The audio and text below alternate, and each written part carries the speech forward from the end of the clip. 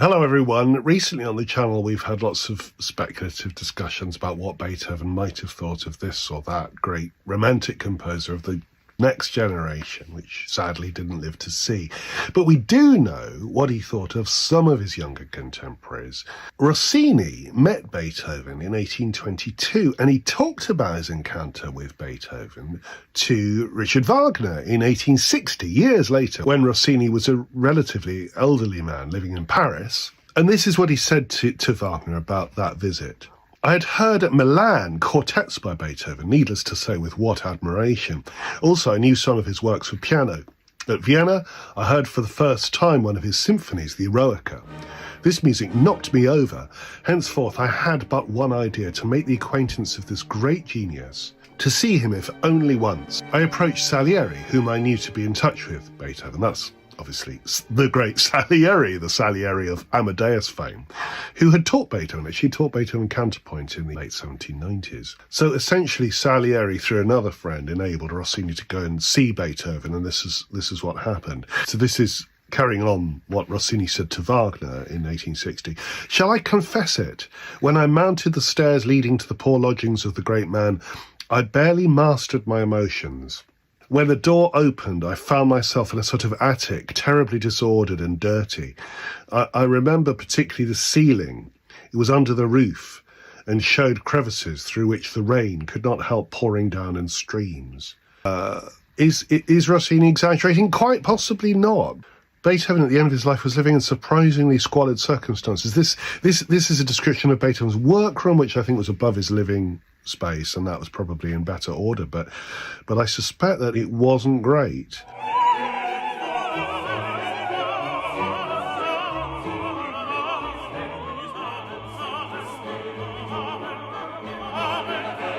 Okay, so we're on episode 2 of Rossini's visit to Beethoven. He's going up the stairs. So he says, when I mounted the stairs leading to the poor lodgings of the great man, I barely mastered my emotions. When the door opened, I found myself in a sort of attic, terribly disordered and dirty. I remember particularly the ceiling. It was under the roof and showed crevices through which the rain could not help pouring down in streams. I mean, is he exaggerating? I was asking this in the last video. It's possible that he isn't. The garret where Beethoven was composing was not in good order. The portraits of Beethoven which we know reproduce fairly well his physiognomy, but what no etcher's needle could express was the indefinable sadness spread over his features, while from under heavy eyebrows his eyes shone as from out of caverns, and though small, seemed to pierce one. The voice was soft and slightly veiled. Interesting, Stravinsky said of Schoenberg that he had this incredibly penetrating stare. When you looked at him, he seemed to be looking into your soul. And Rossini's account of Beethoven is somewhat similar here, isn't it? And then he says, when we entered, at first he paid no attention to us, but for some moments remained bent over proofs which he had just about finished. And then, raising his head, he said in fairly comprehensible Italian, only fairly comprehensible, "Ah, Rossini, you, the composer of the Barber of Seville, my congratulations, that is an excellent opera buffa. I have read it with pleasure." Just to come back to some of my comments who've said, what am I talking about? Beethoven couldn't hear anything. Well, he could hear a tiny bit, and he could read. I mean, he had a fantastic inner ear, so he could read a score. He could read Rossini's scores and hear them in his head. I've read them with pleasure, and I enjoyed myself. I mean, imagine this. Beethoven would sit with a score, apparently of Rossini's in this case, and just read through it and enjoy the opera as he went along, just reading the score. Could hear it all in his head. It will be played so long as Italian opera will exist, says Beethoven. Well, he's absolutely right. Barber of Seville is still a huge hit. And then he goes on to say, do never try your hand at anything but opera buffa. You would be doing violence to your destiny by wanting to succeed in a different genre. So Beethoven was of the opinion that Rossini had mastered comic opera, essentially opera buffa, but he shouldn't tackle serious opera. But interrupted Carpani, who was the poet who was accompanying Rossini. So Carpini said, the maestro Rossini has composed numerous serious operas, Tancredi, Otello, Moses. Not so long ago I sent them to you, suggesting that you examine them. Indeed, I did go through them, answered Beethoven, but you see, serious opera does not lie in the nature of the Italians. For the true drama, they know not enough of the science of music. How should they acquire that in Italy? It's a somewhat chauvinistic remark, of which Beethoven's perfectly capable of making.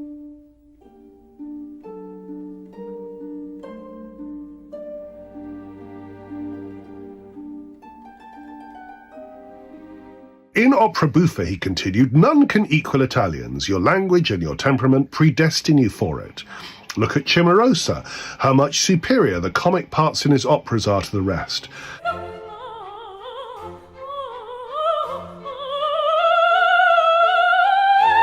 The same with Pergolesi. You Italians, I know boast of his sacred music. I concede that the sentiment of his Stabat Mater is very touching.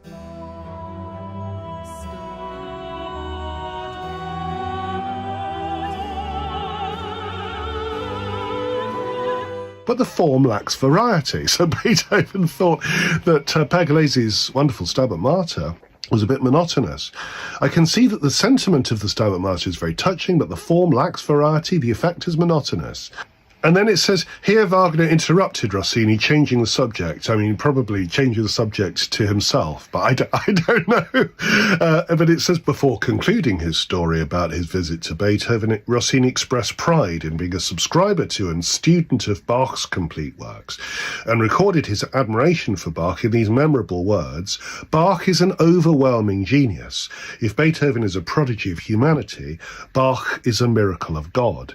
So wonderful, wise comments by Rossini about his visit to Beethoven.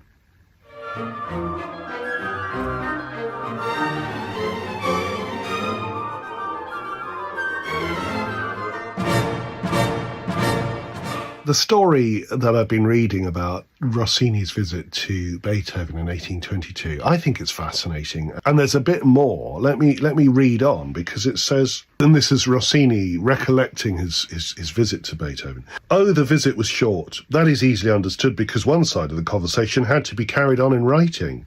I expressed to him all my admiration for his genius, all my gratitude for having given me the opportunity to express it. He answered with a deep sigh, and the single word, oh, un infelice. After a pause, he inquired in some detail about the theatres in Italy, about the singers of reputation, whether one performed there often the operas of Mozart, and whether I was satisfied with the Italian company at Vienna. Then, wishing me a good performance and success with Zelmira,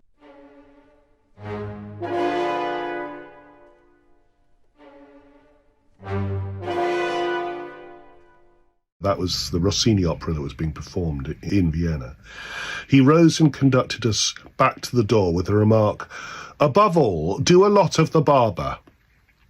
When I descended those dilapidated stairs, I retained of my visit to this great man an impression so painful, thinking of this destitution and shabbiness, that I could not repress my tears. Ah, said Capani, the poet that he was with, that's what he wants. He's a misanthrope, cranky and can't keep friends.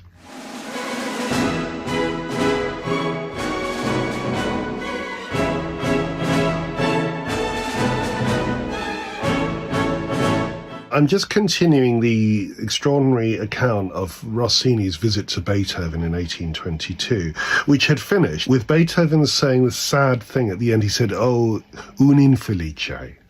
Oh, an unhappy one, referring to himself. There's no question that Beethoven's domestic circumstances were not happy, and he was plagued with illness and, of course, deafness, and poor fellow. And in the meantime, Rossini was one of the most popular people in Vienna, a huge celebrity at this time. His operas had taken Vienna by storm. And it says, this is Rossini continuing the story, that very evening I attended a gala dinner at the Palace of Prince Metternich. So there's Rossini right at the centre of the Viennese establishment, having dinner with, the foreign minister, Prince Metternich, the most powerful man in Austria. I was still upset by that visit, but that lugubrious Un Infelice which had remained in my ears, I confess I could not rid myself and my heart of a sentiment of embarrassment when I saw myself by comparison treated with such consideration by that brilliant Viennese assembly.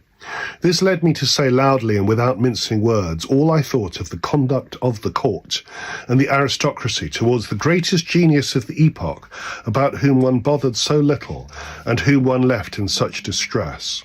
The answer was identical with Carpani's, that's the poet that Rossini had visited Beethoven with. So Carpani had said, he's just a misanthrope and cranky. So they said the same. And I asked whether, nevertheless, Beethoven's condition of deafness was not worthy of the deepest pity, whether it was really charitable to bring to the fore the weaknesses attributed to him in order to find motives for refusing to help him. I added that this would be very easy by means of subscriptions for a very small amount if all the rich families pledged themselves to assure him of an annuity large enough to place him for the rest of his life beyond real want. This proposition obtained support from nobody. After dinner, the evening ended with a reception, which assembled in the Metternich salons the foremost names of Viennese society. There was also a concert, and on the programme figured one of the most recently published trios of Beethoven, possibly the Archduke Trio.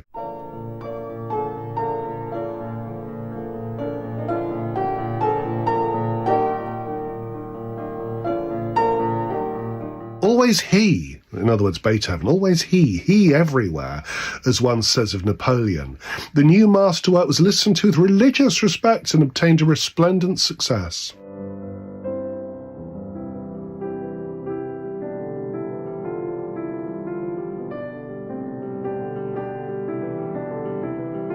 We just got to the point where Rossini was at this gala event at Prince Metternich's house, and it was followed by a concert, and they listened with religious respect to a Beethoven trio. And it says the new masterwork was listened to with religious respect and obtained a resplendent success.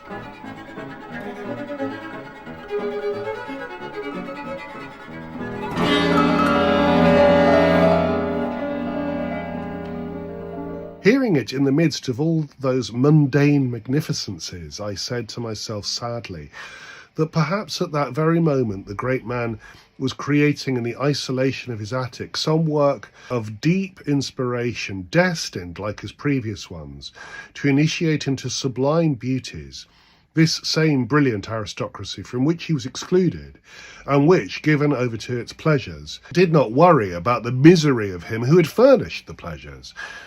In other words, Rossini's making a very important point, really. He's just been to see Beethoven is living in a garret in apparent squalor. He's now in this grand party with all the aristocracy of Vienna, who are all listening religiously to Beethoven's music. But they're not bothered that Beethoven himself is living in awful circumstances and deaf and ill.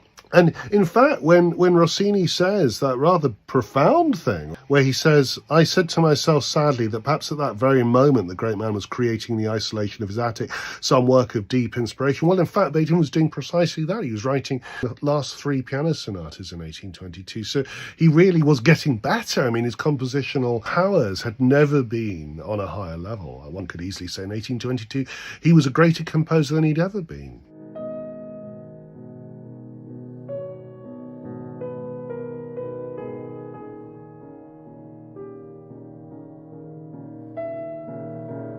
But Rossini is horrified that Viennese society is so oblivious, so impervious to Beethoven's sufferings. And he goes on, not having succeeded with my attempt to start an annuity fund for Beethoven, I did not lose courage. I tried to collect the necessary funds for buying him a house. I did obtain a few promises of subscription, but inclusive of my own, the final result was very meagre. Consequently, I had to abandon this second project too. The general answer was, you do not know Beethoven. On the day after he finds himself the owner of a house, he will sell it. He will never know how to adjust himself to a permanent home. He feels the need of changing his lodgings every 6 months and his servant every 6 weeks. And of course, there's some truth in that. Beethoven was very, very restless, always moving house and always sacking his staff. He was hopeless. So it's sad. This is a sad story. It's rather touching that Rossini cared, though, and was keen to go to some lengths to try and sort out Beethoven's circumstances.